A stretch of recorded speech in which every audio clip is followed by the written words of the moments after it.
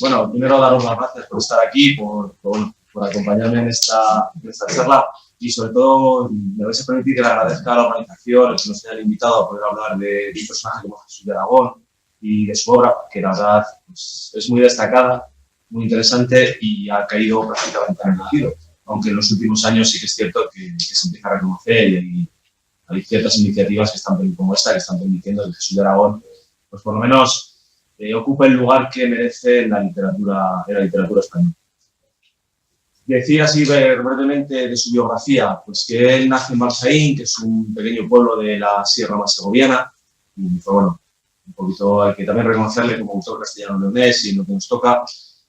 Él va a nacer en 1893, fallecerá en 1975, y bueno, tiene una pequeña infancia vinculada al pueblo hasta que muere su padre, que entonces la familia pues, se va para Madrid para posibilidades de sobrevivir.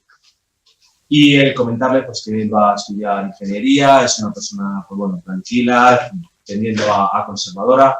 ¿Y por qué os cuento todo esto? Pues porque es bastante importante dentro de la obra de Jesús de Aragón, su vida va a ser parte protagonista. Y por eso tal vez esa credibilidad que tienen las novelas, porque siempre hay esos toques de realidad, ya sea porque su familia, con contextos. Como escritor hay que decir que él comienza como columnista de prensa y empezará a publicar sus primeras novelas en 1924 y súbitamente deja de publicar en 1934. 10 años, 14 novelas publicadas y no volverá a publicar nunca más una novela.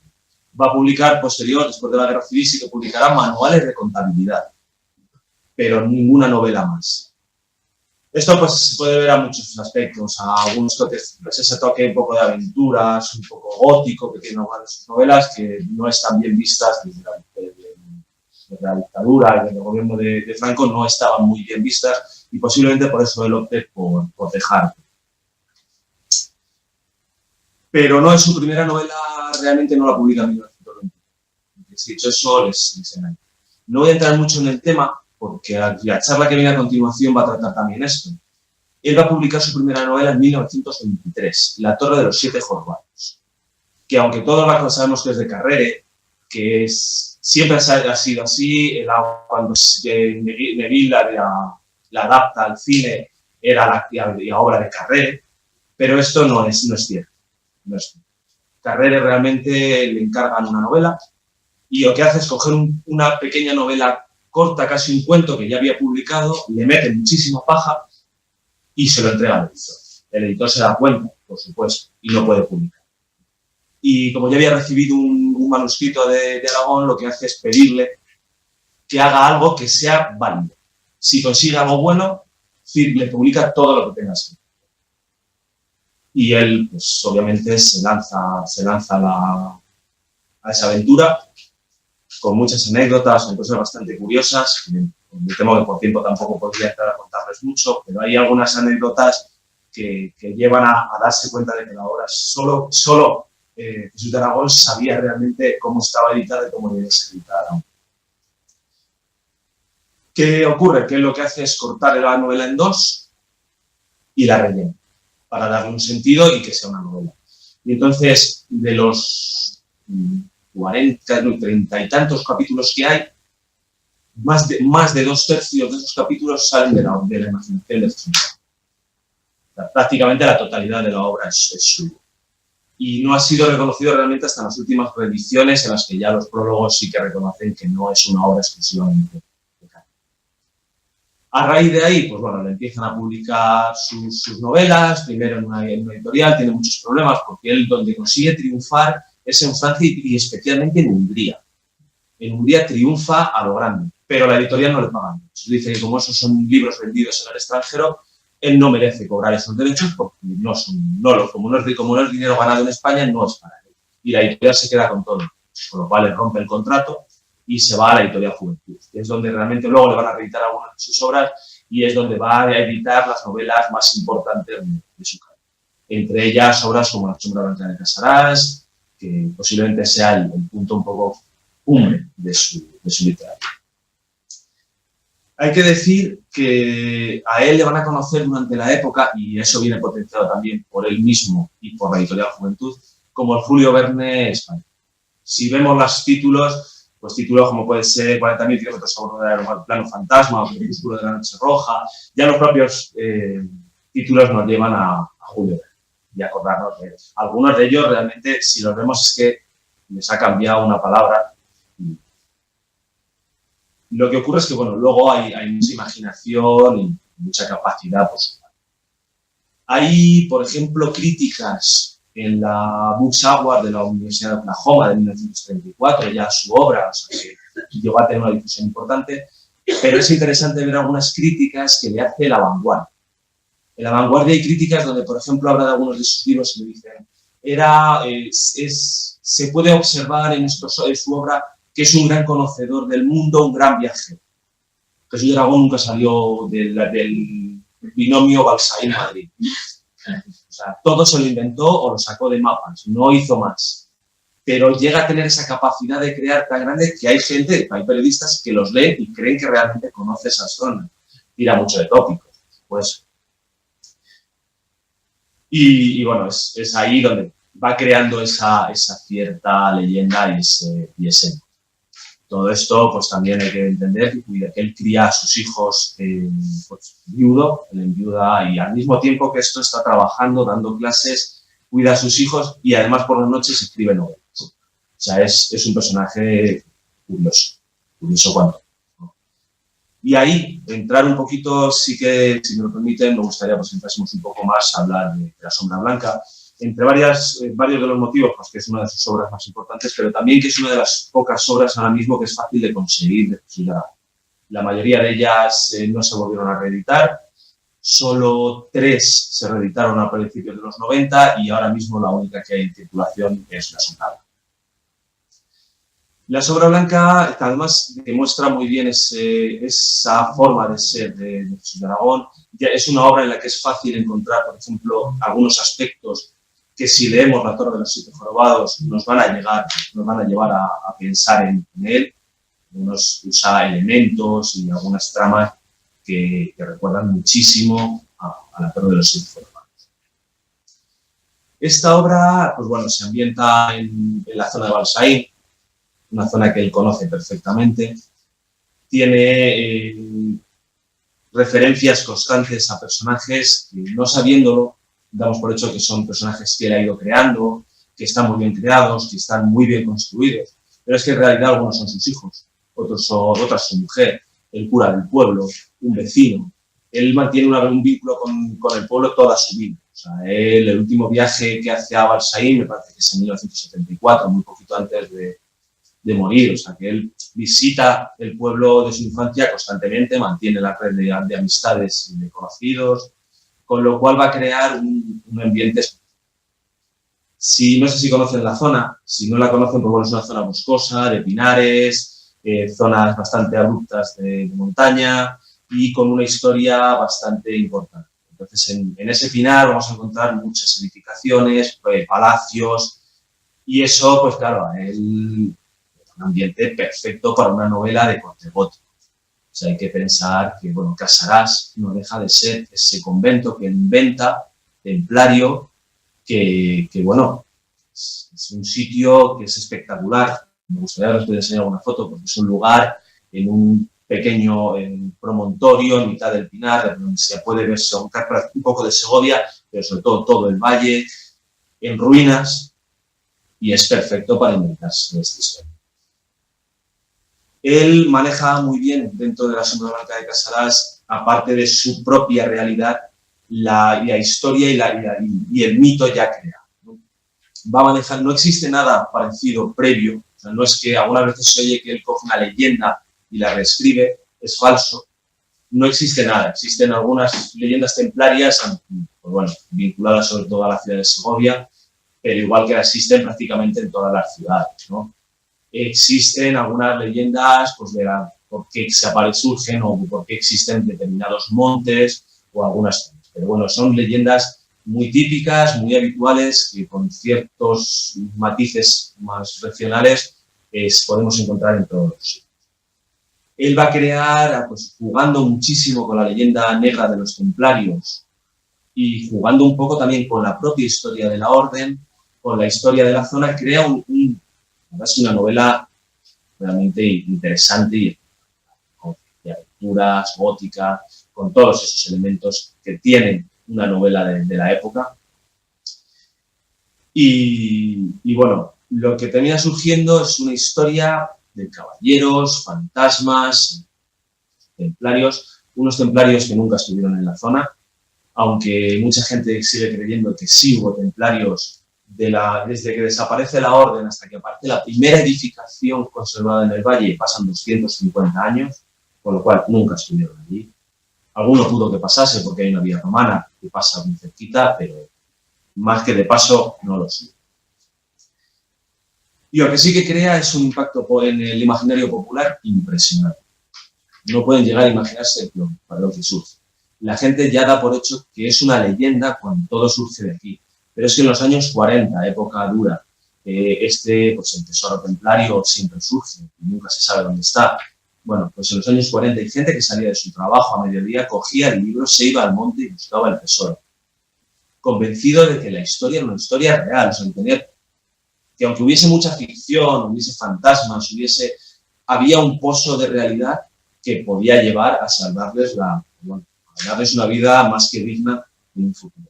O sea, se pueden imaginar, y estamos hablando, es una obra publicada en 1931, o sea, hablamos de que menos de 10 años después la gente estaba convencida de que todo esto era una leyenda previa que venía del arte. Por lo cual, el impacto que tuvo fue brutal. Es una obra muy bien construida, aparte de esos personajes que él conoce, pues es cierto que el resto de personajes los construye muy bien, juega muy bien con las historias, juega muy bien con la leyenda. Entonces, todo eso facilita que la obra sea más que completa. Es una obra que genera un verdadero enganche y que la verdad es para recomendarlos. Es que yo creo que la mejor forma de conocerla es leerlo, y sobre todo, pues bueno, disfrutar. Sobre Jesús de Aragón, pues nosotros sí que confiamos en que se le vaya reconociendo. Es cierto que ya aparte de los actos que se están haciendo, pues ya este año pues, se ha hecho el primer acto institucional de reconocimiento hacia su figura y hacia su obra. Entonces, pues bueno, parece que poquito a poco vamos a poder tener acceso. Ya hay referencias en algunas antologías. Recientemente publicaba una antología de ciencia ficción española de fantasía en Cátedra. Ya había algunas referencias a él como uno de los padres un poco de esa novela de aventura fantástica, más contemporánea, con lo cual, pues bueno, las expectativas sobre él son buenas. Empieza a haber proyectos de reedición de algunas obras más, así que confío en que puedan disfrutar pronto de una más. Como no tengo mucho tiempo, casi si hay algunas preguntas, queréis que hablemos alguna cosilla. No quería la verdad es que no he querido profundizar en anécdotas porque íbamos muy pillados de tiempo y al final he ido un poquito más rápido de lo previsto. Si hay alguna cosilla, yo si no sigo, no hay problema. Profundizan anécdotas. Ahí, por ejemplo, os comentaba sobre la Torre de los Siete Jorobados, que hay algunas anécdotas. Cuando él se reúne con Carrere cuando termina la obra, el editor está fascinado con el resultado final y entonces se junta y le explica que hay un punto en el que hay una inscripción en hebreo, si no recuerdo mal. Se lo explica porque, claro, los correctores no lo conocen, ha habido problemas para poder hacer los clichés para la impresión, y le dice cómo tiene que ir exactamente para que no haya problemas. Se edita al revés. O sea, esa inscripción está al revés, porque es una fotografía, como no se podía hacer la caja con facilidad, lo que deciden es hacer una fotografía y reproducir. Hacen la foto y la montan al revés. Por ejemplo, eso él sí se da cuenta, pero Carrere nunca se llegó a dar cuenta porque se lo habían explicado, pero aún así salió al revés. O sea, cosas de ese tipo que nos llevan a darnos cuenta de este tema. Luego, aparte, que nos he comentado, él tiene que se sepa, existen dos obras no publicadas.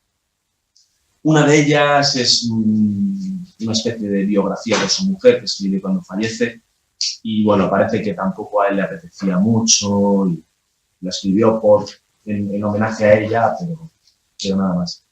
Y luego va a publicar una que se llama Enrique, que tiene unos tintes muy similares a La sombra blanca de Casarás, pero desde la masonería, desde los templarios cogianos. Al parecer este Enrique es un familiar suyo. Entonces nunca llega a publicarla y cuando muere pide a la familia que la destruya.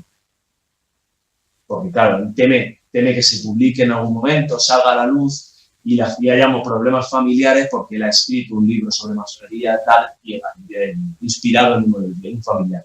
No sé, nunca hemos sabido qué familiar es. Lo que sí que sabemos es que la familia nunca la destruyó.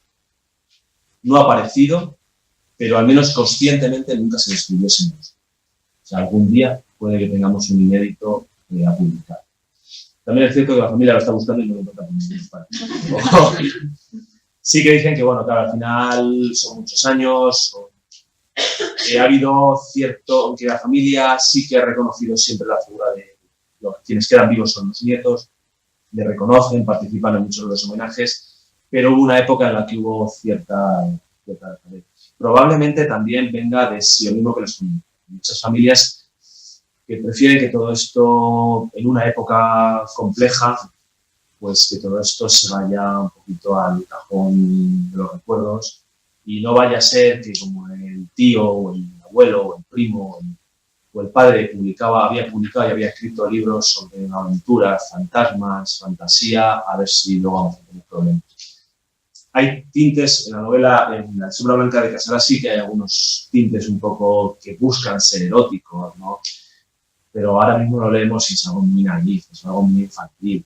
Lo que ocurre es que en aquella época todo eso también podía ser visto con malos ojos. Entonces probablemente eso lleve también a que la familia pues lo llevara, lo escondiese en un arcón, el arcón fuese al desván y en el desván se quedara cuando vendieran la casa. Sí, pero sin embargo, en la película de La Torre de los Siete Jorobados sí que la primera escena cuando está la cupletista sobre lo que este niño es súper ingenuo y ahora nos parece que es, pero para la época eso me sorprendió mucho. Me sorprendió mucho. Él es una persona, pues como decía, tendiendo a conservador. ¿Sí? Sin ser, probablemente no apoyaría ningún Estado, pero no es una persona. O sea, él, por ejemplo, a su hermana, el día que está ya en la guerra civil, se da golpe de Estado, la manda a Francia por si acaso.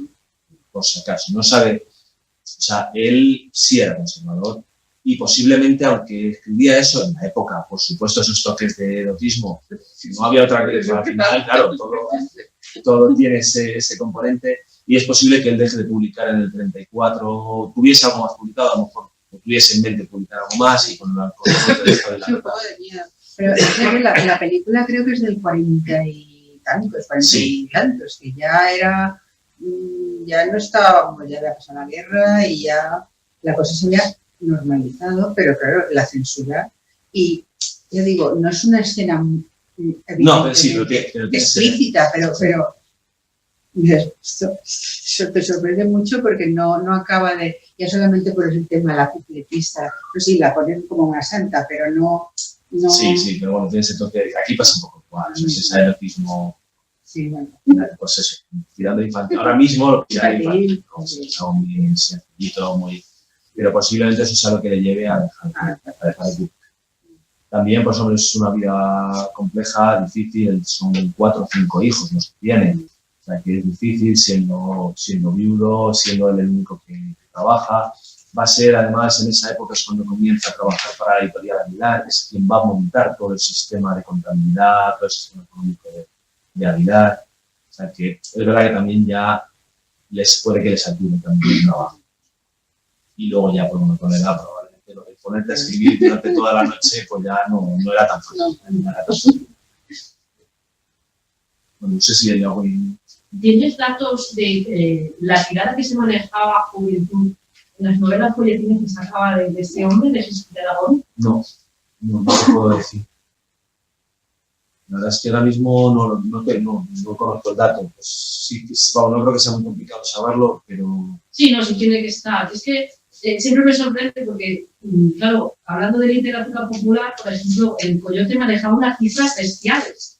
pero bestiales. Y según salían, se vendían un número de ejemplares que ahora son impensables en cualquier libro de Sí, posible. bueno, libro folletino, como Sí, lo quieras posiblemente las tiradas fueran más altas de lo que son ahora, seguro. Sí, no, antes la literatura Son libros de ese tipo se vendía a mansalva, vamos, Sí. era una cosa loquísima. El que he recibido el último ejemplar así que no conseguía, que es Destrucción en la Atlántida, Sí, sí, y sí. lo he conseguido hace como 10 días. Y ese me parece que eran 2 pesetas o algo así. O sea, eran precios relativamente asequibles para los libros en la época, ¿verdad? Y claro, Sí, pero son- aún así la comparativa con ahora era bestial. Claro, no, por eso, como era fácil que mucha gente, lo que pasaba un poco con los libros de Penick en Inglaterra, que realmente eran libros para El Penick, cogerlos, era para cogerlos, leerlos y dejarlos tirados en el propio tren o porque no, bueno, era un precio tan asequible que era para entretenerte en el momento. sí. Estos tenían que tener una tirada relativamente alta, porque es eso, o sea, hay referencias en muchos medios de comunicación. La Universidad de Oklahoma tiene ejemplares. Han llegado hasta nuestros días, aunque valgan a 20 millones. Sí, eso mismo. E incluso todavía hay algunos que son asequibles. Sí. Que hay cantidad, algunos de esos títulos Sí, que sí, se hicieron sí, cantidad porque ahí... En feria de ocasión se ven Sí. todavía bastante. Y en internet encontrar 40.000 kilómetros sobre un aeroplano fantasma, que es su primera obra, que se editó en el 24 y luego en el 31, 32 la reedita Juventud, es una obra relativamente fácil de conseguir a unos precios de 10, 20 euros. O sea, tampoco para un libro de la época no Y por eso es te digo que caro. eso supone que la tirada debería de ser enorme. Enorme, enorme. Hay otros que, por ejemplo, o sea, ya cuando vamos a algunos de estos menos conocidos, ahí ya se nota que salen muy poquitos ejemplares, o no se les dio importancia, o la gente, o realmente la tirada era algo más baja y entonces se ha perdido. Pero vamos, seguro que eran tiradas mucho más altas de la propia Sí, Juventud. comparativamente con cualquier cosa de ahora, enorme. Sí. No, esto ahora no se puede comparar porque tenemos en cuenta que la literatura popular de la época, primero la folletinesca, como que estás hablando, el Coyote, el Encapuchado, el Pirata Negro, luego los bolsillos, es que era el método de entretenimiento, no había las series, no había Juego de Tronos, no Sí, había claro, Walking Dead. exacto, también. Ahora, hoy en día, la gente lo que ve es la tele, era el entretenimiento popular, entonces se leía mucho. Y Es un no momento había en que otra cosa. ni siquiera la radio estaba tan Claro, difundida. eran unas tiradas impresionantes porque era el ocio de la gente del Y pueblo. había un mercado Hoy en día no.